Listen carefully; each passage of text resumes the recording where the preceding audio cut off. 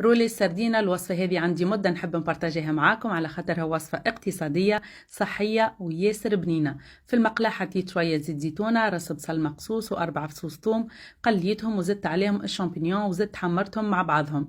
بعديك باش نحط لفاح، كركم، ملح، فلفل اكحل، تابل، حركتهم. بعديك عندي ربطة سبناخ مقصوصة ونظيفة زدتها عليهم، حركت مليح وزدت عليها شوية روز طيب في الماء وملح. هكا تكون حضرت عندي الفخس متاعي، نخليها تبرد على شيرة ونجيب باش نفوح السردينة متاعي. نكون نظفتها ونحيت لها السلسول متاعها، فوحتها كركم شوية كمون وملح.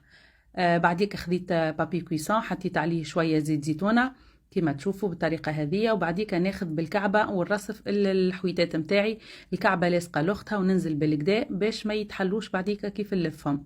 نسيت شوية هروس حطيته مع الخليط، وبعديك حطيت الفخس متاعي الكوليكا وزعتها على السردينة وننزل بالكدا باش تتماسك مليح.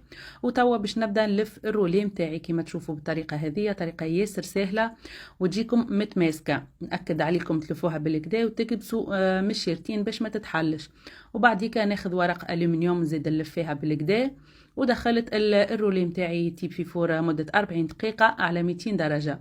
وهكا تكون حضرت عن الوصفة متاعنا، وصفة ياسر بنينة اقتصادية وصحية. جربوها وتفكروني. باقي الفيديو على قناتي في اليوتيوب إيمان زهرة المطبخ التونسي.